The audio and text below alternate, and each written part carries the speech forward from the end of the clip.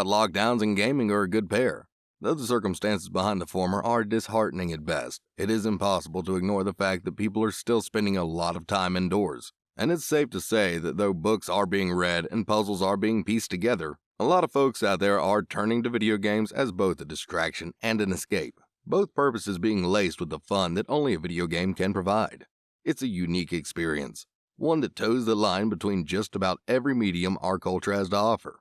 Sport, competition, films, sound effects, music, all of them. Video games engross a person by utilizing a specific kind of feeling that only video games can produce, which is why we read about them, obsess over them, incessantly play them, and, to fulfill this video's purpose, talk about them. And 2021 brought us a lot to talk about. To start with the hard stuff, so that we can end with a smile, Activision Blizzard got hit with the depantsing. The information age is not conducive to secrecy, and the company, who made over $8 billion in revenue, was put through a thorough x-ray. More like a CAT scan, really. The term frat boy has a specific connotation. It doesn't need much explanation. Men disrespecting women, male power dynamics, discrimination, psychologically unsafe environments. In regards to Activision Blizzard, the term has been used quite a bit. In fact, the California Department of Fair Employment and Housing thought that this term fits so well for Activision that they decided to sue the gaming monolith on grounds of sexual harassment and discrimination of employees. The suit then led to an investigation by the U.S. Securities and Exchange Commission. Afterwards, things cascaded even further, with multiple workplace walkouts, hundreds of daily allegations on top of the originals, the resignation or firing of several employees, around 20, the loss of a plethora of sponsors, and an overall tarnished reputation.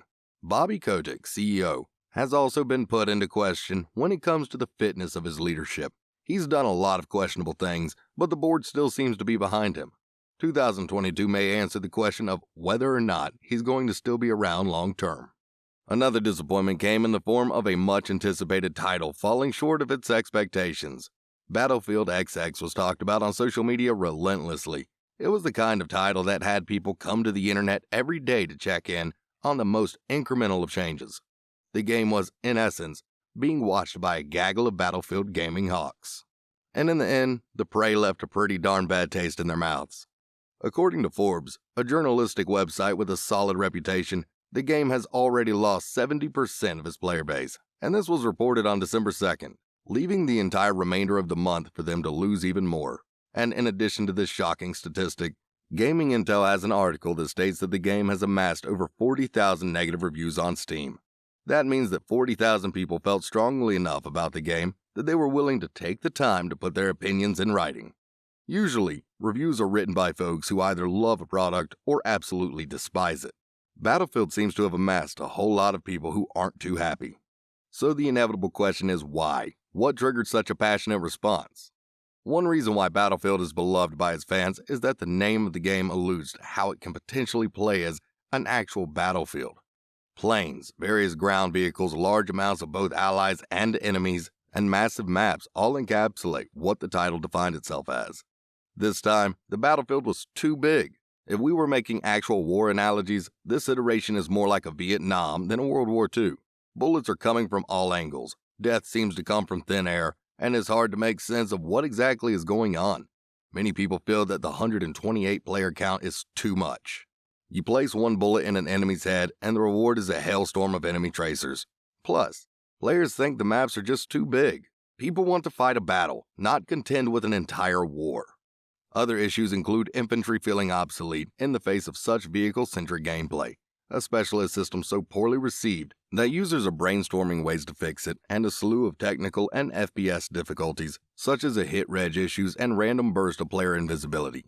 As one Redditor put it, most Battlefield launches have their fair share of technical concerns, but never has the actual game been this bad. Similar to the makers of Cyberpunk, DICE is working on updates in hopes that they can right the ship. Who knows if it'll work? Seems like an uphill battle, no pun intended.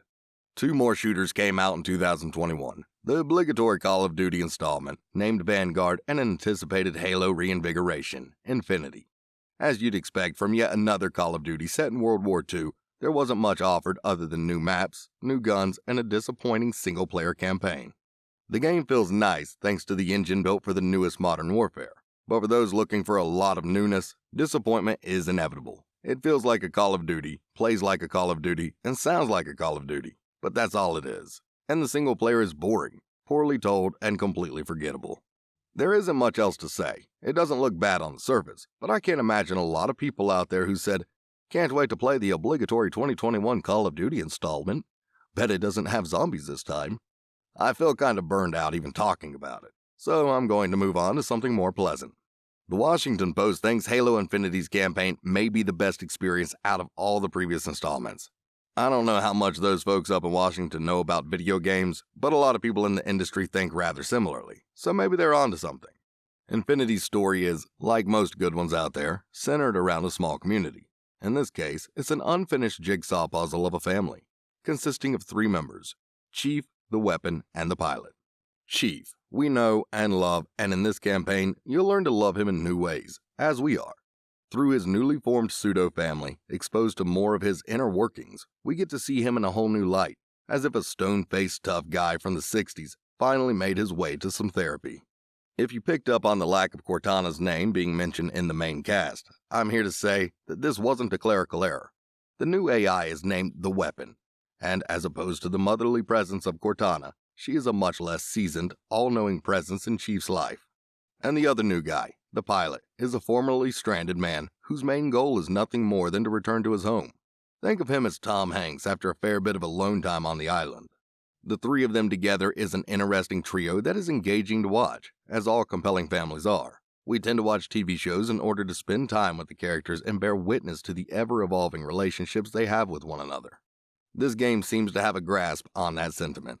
Most of the story takes place on Zeta Halo, a new Halo that is occupied by an offshoot of the Covenant, known as the Banished. A force comprised of not only former Covenant soldiers, but of multiple other alien species. The Banished want to use the Halo to achieve a mysterious goal, and the Chief, understandably, wants to get in the way of their dreams. This is the driving force behind the story, and is what allows us to experience this new location and new set of tools to conquer it. 2 core elements were introduced to this campaign, and they both are seen as successes by most all. The first is the introduction to an open world. Though a lot of the campaign still follows the familiar linear pathing cut up with cinematic scenes playstyle, there is also an open world that you can often return to after the completion of a level or mission. Think of the river you could canoe around in God of War, except with a Halo tint to it, and no river or boat.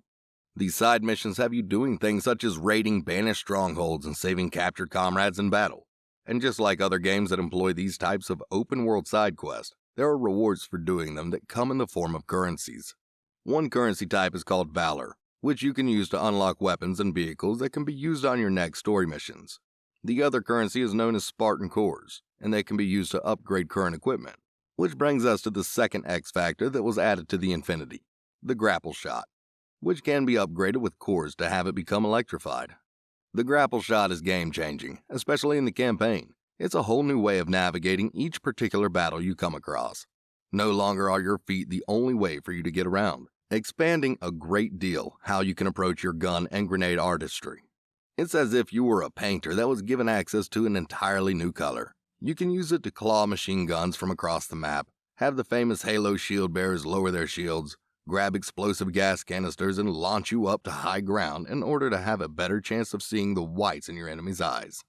It's a seemingly small change that actually does a whole lot, but without completely altering the feel of the Halo franchise, which is a segue into what I want to talk about next: gunfighting, specifically in multiplayer. I'll start by stating that grenades are just as satisfying to throw as they ever were in the Halo universe. Nothing better than putting one in the exact spot you wanted, using pinpoint angular and speed calculations as if you were a master physicist. Throw it perfectly at their feet and fire one burst of the assault rifle, and it was as if you were playing SWAT.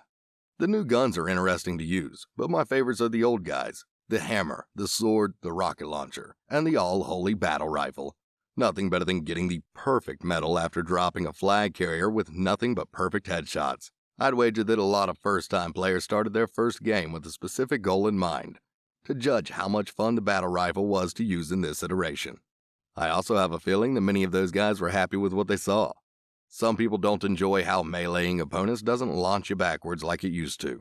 I did, in fact, notice this new mechanic, and sometimes found myself losing sight of my opponents after landing a stiff jab with the assault rifle.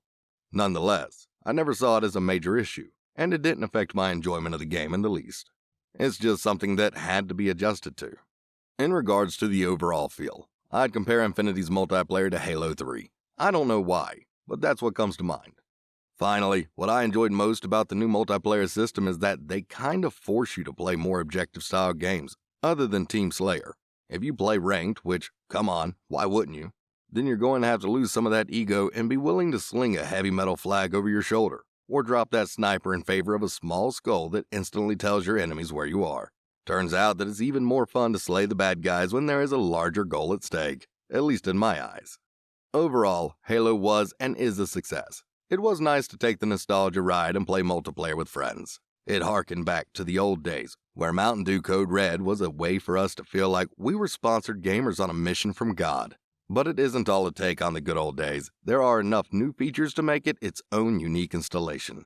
My squad is still going strong long after the release, and I don't see that changing anytime soon. That alone is a testament to the replayability and overall fun levels this game offers. League of Legends is massive. It's an esport and then some. At this point, it's safe to say that it's a culture. Twitch numbers, which were leaked, another major happening in 2021, which we'll touch on later, provide us with concrete evidence that people follow this game religiously. Instead of Cartoon Network, Gen Z seems to, among other things, enjoy watching people play this game in droves, and Riot harnessed that will to watch to create a Netflix series known as Arcane. 100% of critics loved it. It told a compelling, emotional story, and it bolstered the League of Legends brand even further. The tidal wave is intact, most likely growing, especially internationally. Its reach spans the globe, to the point where some of their esports players are nothing short of celebrities, especially in the eastern regions of the globe. As I said before, the salaries of a great many Twitch streamers were leaked by a random Robin Hood hacker of the cyberwebs.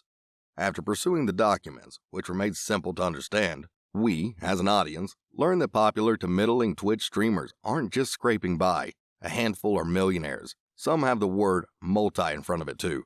Think Tyler One, Rat IRL, XQC, Summit, Nick Merckx, and a host of others. And this is just a yearly figure. We're talking celebrity money. Beverly Hills cash. It's really quite amazing how popular streaming has become, and the leaked figures don't even include direct donations or sponsor money. I don't know if this leak was a good thing or a bad thing, but I can say that it was informative and kept the Reddit, YouTube, and 4chan worlds buzzing for days. Ratchet & Clank, a series that deserves the adoration it has accumulated, also made an appearance in 2021. One of the patterns this year, just like in the film industry, involved creating next-gen installments of already classic pieces of entertainment. Ratchet & Clank, like Halo Infinity, was a bang-up job. Reviewers and users alike were more than satisfied. A lot of reputable journalistic sites have it as one of the games of the year. Ratchet & Clank has always been a third-person platform with action from head to toe. Rift Apart, the newest installment, playable only on the PS5, is also a visual virtuoso. Turns out that the brilliant colors, environment, characters, and atmospheres that the game has always brought to the table are made even more beautiful by technology. Guns shoot prettier, bad guys die smarter, and the creativity behind the series' trademark original guns is sweeter. Everything feels and looks great. The story, as hinted by the title, plays with the concepts of alternate dimensions and doppelgangers. There are two versions of Ratchet in this game, the second one being named Rivet, a girl. You play as each one all throughout the typical Ratchet & Clank story that fans who have played previous versions are aware of. Humor is a through line, but it's the Ratchet & Clank brand. The franchise, to me, is successful because of how singular their voice and creativity is. Not much about these games feels derivative. They are their own unique selves, and Rift Apart is no different. Action and cutscenes are intertwined so well that you barely notice switching between either, and the guns that are used follow two forms of the all-familiar upgrade system. One is through actual usage, and the other by spending a resource called Raritanium. Even when hearing that word aloud, you get the feeling that Insomniac came up with it. So yeah, Rift Apart is a great game, part of a great series, attached to a great console. It did 2021 proud. Another theme of 2021 was the word delay. A lot of anticipated stuff got pushed back this year, and this could be seen as either a good thing or a tragic one. If looking through a Battlefield 2042 rifle scope, smiles will be seen all around throughout the gaming community, because more time was being put in and nothing would be coming out feeling rushed. If you're a Kratos aficionado, then you'll be understandably dismayed. It all depends on perspective. Is it worth it to wait out a full realized creative process to ensure the highest possible quality, or is there a certain point when enough is enough? A list of some of the bigger titles that got pushed back are as follows: Dying Light 2, Horizon Forbidden West, God of War Ragnarok, and Diablo 4. All sound like such great games. Even hearing their titles said aloud is exciting. And now we have to wait and see if we can properly grapple with their expectations. It is now inferred that they are being worked on diligently, and that can only add to the fervor behind them. Think of what is possible if Diablo 4 ended up being good. The potential there is already so high. Heck, the Diablo franchise is so beloved that Activision Blizzard put Diablo 2 through the shop to get a whole new coat of paint. And that game is frickin' old, so the demand is obviously there. Too bad that not only did it not come out in 2021, 2022 will prove to be just as fruitless. It's now been thrown into the 2023 bin, something so far away in gaming years that it's hard to even think about when it'll finally be out. God of War, thankfully, is slated for a 2022 release date. No hard day has been set, but 2022 is the year, and what a glorious year it will be. The last version won Game of the Year in 2018, and it wasn't one of those instances where the wrong movie won the Oscar. It was a darn good game. The story between father and son wasn't some ham-handed video game fluff to push the action forward. It felt real, and made the action feel that much more consequential. And there wasn't a better sound in 2018 than thumping noise when Kratos' new axe dug into the chest of a villain. Not to mention the thud sound when the thing returned to his hand like a boomerang. All we can do is pray that the extra time that's being put into Ragnarok will be able to capture the same magic that made God of War so fun to play. Also, I think it's noteworthy to mention that it'll only be playable on PlayStation 4 and 5. Both Horizon Forbidden West and Dying Light 2 will come out in February, so in my eyes, there isn't much to be said. Rather than filling the interwebs with even more chatter, I think this is one of those instances where we just wait another couple of months and let the games do the talking. The first Dying Light was groundbreaking and unique, and we'll get to see quite soon if the new one is just as good. The map is 4 times bigger than the one from the original, so if anything, there's going to be more room. Horizon Forbidden West also has a bigger map and allows underwater exploration, so the same could be said for that title as well. Soon, guys, soon. Oh, and don't forget the Horizon can only be played on PS5. That's 3 games we've mentioned that have that caveat. In all, this year was eventful, but now it's time to turn towards the future. Excitement is on its way, and who knows what else will come up as 2022 slowly unfurls before us. Thanks for watching.